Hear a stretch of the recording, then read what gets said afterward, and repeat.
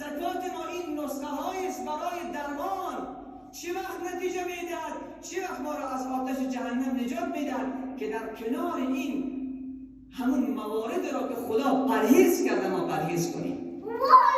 اگر دکتر به مریض بگوید که فلان چیزها را استفاده نکن و الا درد درمان نمی شود، اگر این توجه نکند مریض به سخن دکتر، از شما پرسان میکنم آیا علاج دردش می شود؟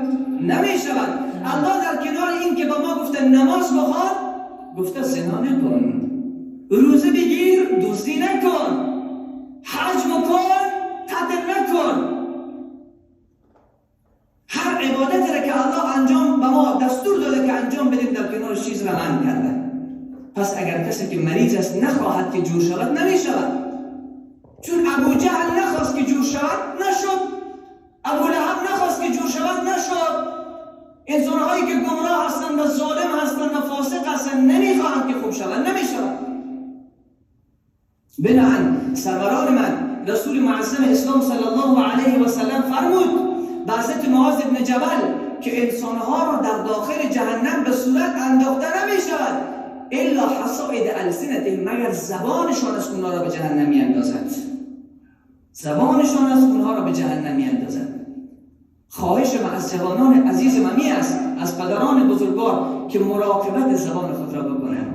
ما با راحتی شوخی میکنیم، شوخی که در شریعت و در چوکات دین اشکال نداره. نبی مکرم محمد امین صلی الله علیه و سلم هم شوخی میکردن، مزاح میکردن، اما در چوکات در مزاح خود دروغ نمیگفتن.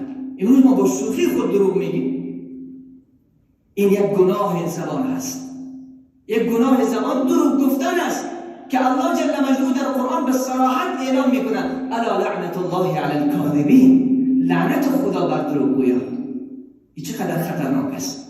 رب طالب بالقرآن والقرآن یلعنه. واقعا این سخن حضرت انس خیلی جالب است. رب طالب بالقرآن والقرآن یلعنه.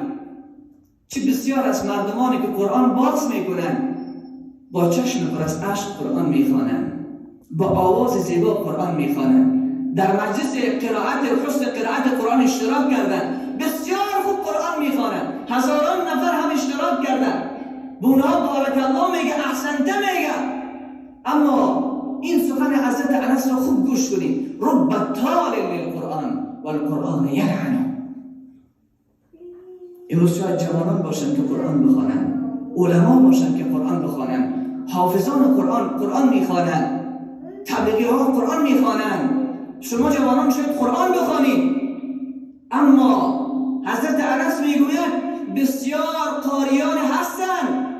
قاری کسی را میگه قرآن تلاوت بکنه، فرق نمیکنه حافظ باشد یا نباشد.